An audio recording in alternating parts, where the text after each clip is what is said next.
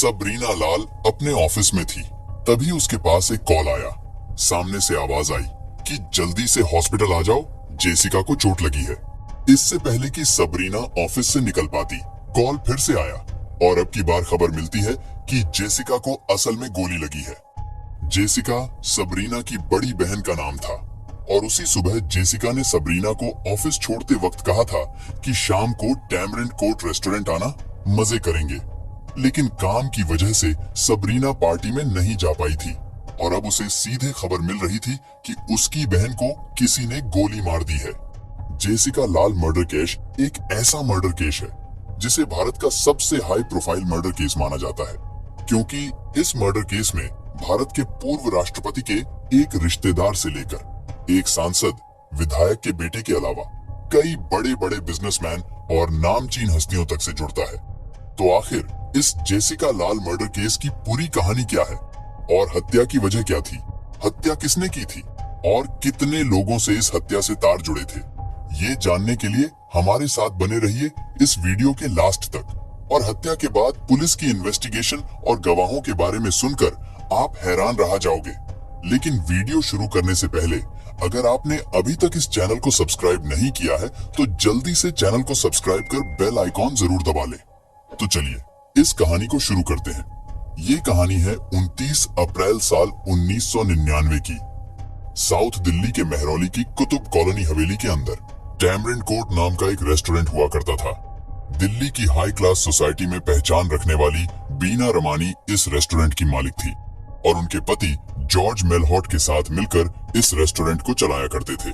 इन दोनों की एक बेटी भी थी जिसका नाम मालिनी रमानी था, जो मॉडलिंग में अपनी किस्मत आजमा रही थी। वैसे तो बिना रमानी भारतीय थी, मगर उन्होंने कनाडा के जॉर्ज मेल हॉट नाम के एक बिजनेसमैन से शादी की थी। इस कारण बिना के पास कनाडा की भी नागरिकता थी, मगर आजकल ये दोनों पति पत्नी दिल्ली में ही रह रहे थे।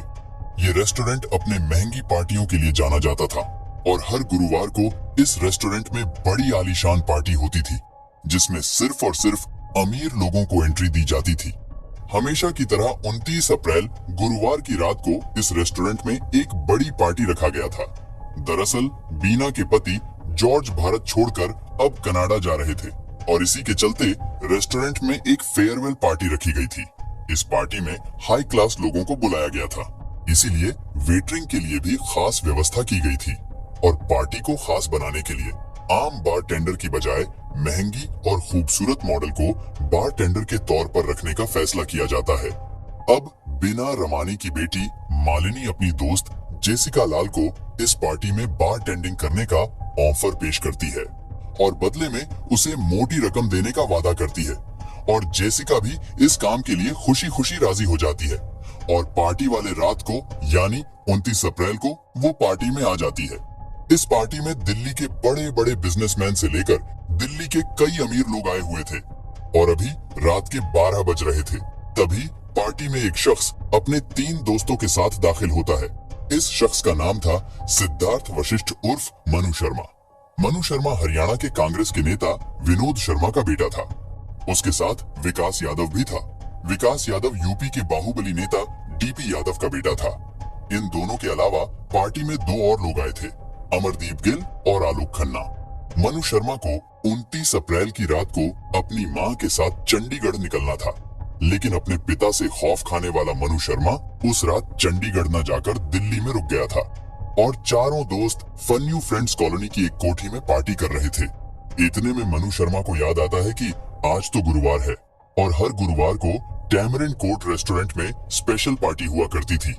जिसके बाद चारों दोस्तों ने गाड़ी उठाई और टैमरिंड कोर्ट रेस्टोरेंट पहुंच गए। पार्टी में पहुंचने के बाद मनु शर्मा बार में पहुंचता है। वहां जेसिका लाल और उसका दोस्त शायन मुंशी बारटेंडिंग कर रहे थे।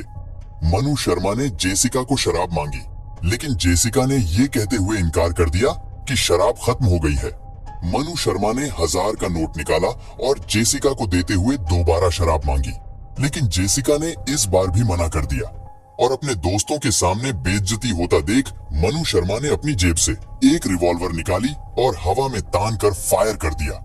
जेसिका अब भी शराब देने से इनकार कर रही थी।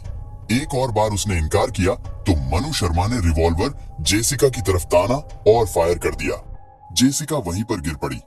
पार्टी में लोग इस कदर नशे में थे कि कुछ देर तक किसी को कुछ समझ ही नहीं आया। बीना रमानी जेसिका के पास पहुंचती है और मनु शर्मा की तरह देखते हुए पूछती है कि तुम कौन हो और पार्टी में पिस्तौल लेकर कैसे आए। इस पर मनु शर्मा ने कहा कि मैंने गोली नहीं चलाई और वो अपने 3 दोस्तों के साथ वहां से भाग जाता है। जेसिका को तुरंत अस्पताल ले जाया गया, लेकिन वहां पहुंचने से पहले ही उसकी मृत्यु हो गई थी। उधर मनु शर्मा पार्टी से निकलने के बाद एक जगह पर जाकर अपनी पिस्तौल जमीन में गाड़ दिया। इसके बाद चारों दोस्त विकास यादव के गाजियाबाद वाले बंगले में चले गए और रात भर वहीं रुक गए।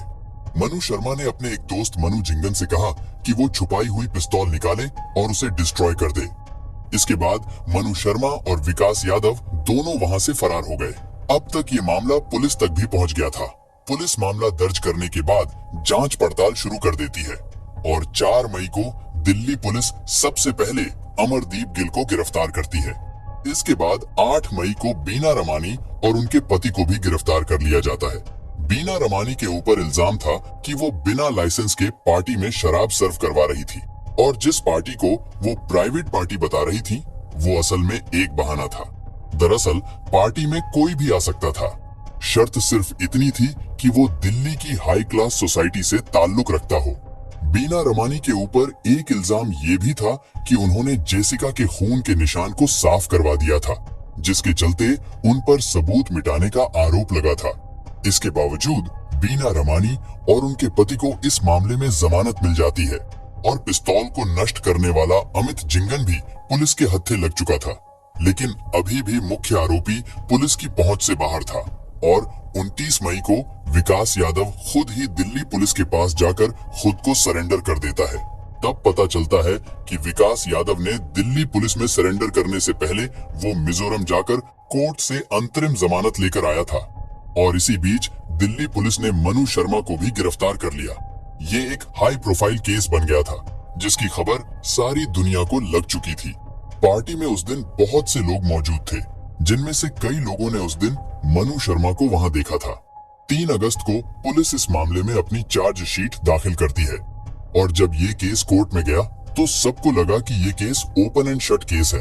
लग रहा था कि सभी कातिलों को जेसिका की हत्या के लिए तुरंत कड़ी से कड़ी सजा सुनाई जाएगी। लेकिन 6 साल मुकदमा चलने के बाद 21 फरवरी 2006 को इस केस में अदालत का फैसला आता है कि सभी लोगों को रिहा कर दिया गया है। उसके अगले दिन अखबारों में खबर छपती है कि no one killed Jessica. Open and shut case होने के बावजूद कोर्ट ने आरोपियों को रिहा क्यों कर दिया? इसका कारण था पुलिस, सत्ता और पैसों का गठजोड़। मनु शर्मा की गिरफ्तारी के कुछ दिन बाद उसके पिता विनोद शर्मा जेसिका की बहन सबरीना के घर पहुंचते हैं और उन्हें एक गुलदस्ता देते हुए सांत्वना जाहिर करते हैं। लेकिन पर्दे के पीछे एक अलग ही खेल चल रहा था। उस दिन रेस्टोरेंट में 100 के आसपास लोग थे। इनमें से कई लोगों ने शुरुआती बयान में मनु शर्मा का नाम भी लिया था, लेकिन जब मामला कोर्ट में पहुंचा तो एक के बाद एक गवाह अपने बयान से मुकरते चले गए। जेसिका की बहन सबरीना ने बताया कि खुद बीना रमानी ने उनसे कहा था कि ये रसूख वाले लोग हैं, इनसे पंगा मत लो। सबसे पहले 3 मई 2001 को इस मामले में सबसे महत्वपूर्ण गवाह माना जा रहा शायन मुंशी ने पुलिस को दे लिखित बयान में साफ साफ बताया था कि मनु शर्मा ने ही जेसिका को गोली मारी थी। लेकिन जब कोर्ट में बयान देने की बारी आई तो उसने एक नई ही कहानी सुना दी। उसने बताया कि उस दिन रेस्टोरेंट में 2 पिस्तौलों से गोली चली थी। पहली बार मनु शर्मा ने छत की तरफ पिस्तौल उठाकर गोली चलाई थी और दूसरी गोली चलाने वाला शख्स कोई और था और उसी गोली से जेसिका की मृत्यु हुई थी। और इतना ही नहीं बल्कि उसने गोली चलाने वाले दूसरे शख्स का हुलिया भी बताया। और जब पुलिस को दिए लिखित बयान के बारे में शायन मुंशी से पूछा गया तो उसने बोला, मुझे तो हिंदी में लिखना ही नहीं आता। उसने कहा कि लिखित बयान तो पुलिस ने बना कर दिया था और उसमें तो बस मैंने हस्ताक्षर कर दिया था। पुलिस को कभी जुर्म का हथियार नहीं मिल पाया और कोई गवाह भी नहीं था। ऐसे में एकमात्र सबूत जो बचा था वो था गोली के खोखे जो उस दिन रेस्टोरेंट से बरामद किए गए थे। और फोरेंसिक टेस्टिंग में सामने आया कि दोनों खोखे अलग अलग पिस्तौल के थे। कोर्ट के पास इन लोगों को रिहा करने के अलावा कोई चारा नहीं था। साथ ही कोर्ट ने अपने फैसले में इस बात का भी जिक्र किया कि कैसे पुलिस ने इस मामले में मुजरिम को बचाने की कोशिश की थी। तब दिल्ली पुलिस कमिश्नर को मीडिया के सामने इस बात की सफाई देनी पड़ी थी। लेकिन भारत में हर कोई जानता है कि बड़े बाप का बेटा होने का मतलब है आपको चालान देने की जरूरत नहीं है, और भी कई ऐसे नियम कानून आपके लिए लागू नहीं होते।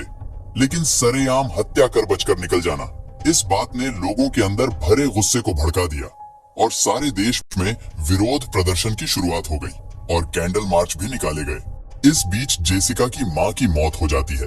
वही जब 2006 में कोर्ट ने सभी आरोपियों को रिहा कर दिया था, तो इस खबर से जेसिका के पिता को 4 बार ब्रेन स्ट्रोक हुआ था और कुछ दिनों बाद उनकी भी मृत्यु हो गई। इस केस में मीडिया ने एक बड़ा रोल अदा किया था। दरअसल तहलका मैगजीन ने एक स्टिंग ऑपरेशन शुरू की थी।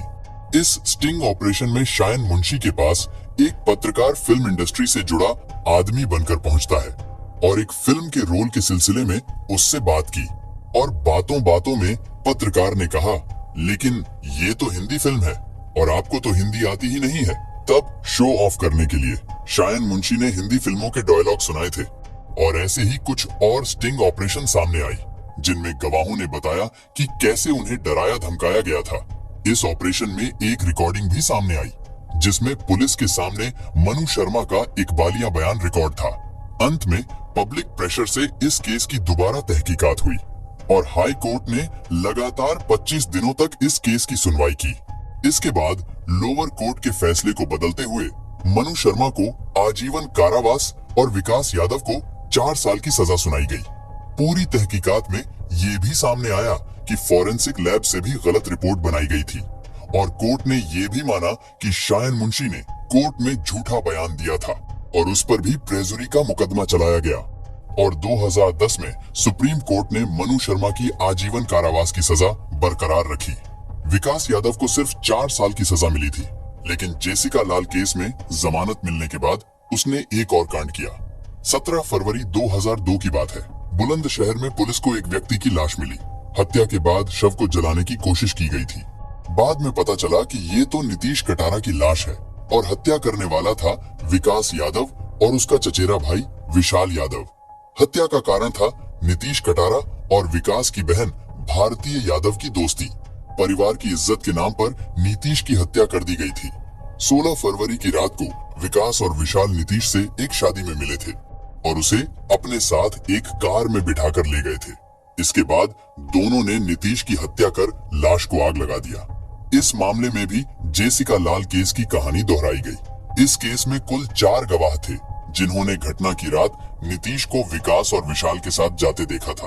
उनमें से 3 लोगों ने ऐन मौके पर गवाही देने से मना कर दिया और एक ने तो कोर्ट में ही अपने बयान से मुकर गया। इस केस में भी इंसाफ के लिए सालों लग गए और साल 2015 में हाई कोर्ट ने विकास यादव को नीतीश की हत्या का मुजरिम मानते हुए आजीवन कारावास की सजा सुनाई और साल 2020 में मनु शर्मा को अच्छे बर्ताव के चलते जेल से रिहाई मिल गई। अपनी बहन के लिए सालों लड़ाई लड़ने वाली जेसिका की बहन सबरीना ने भी उसे माफ करते हुए कहा कि मैं एक ईसाई हूँ और माफ करने में यकीन रखती हूँ। मेरी माँ ने मनु शर्मा को पहले ही माफ कर दिया होता अगर उसने खुद माफी मांगी होती तो। साथ ही सबरीना ने कहा कि मनु शर्मा ने सिर्फ मेरी बहन की हत्या नहीं की, उसने मेरे पूरे परिवार को मुझसे छीन लिया। और साल 2021 में सबरीना की भी लिवर की बीमारी के चलते अस्पताल में मृत्यु हो गई। हमारी जिंदगी में एक वक्त वो भी आता है जब हमें कुछ चीजें को पीछे छोड़ देना होता है। तो दोस्तों, इस पूरे केस पर आपकी क्या राय है, हमें कमेंट बॉक्स में जरूर बताएं। और आपको हमारी ये वीडियो पसंद आई हो तो वीडियो को एक लाइक करके शेयर भी कर देना। और क्राइम की दुनिया से जुड़ी ऐसी ही कहानियों के लिए हिंदी क्राइम टीवी चैनल को सब्सक्राइब कर बेल आइकन जरूर दबा लें। मिलते हैं एक और सच्ची कहानी के साथ और हमारा ये वीडियो देखने के लिए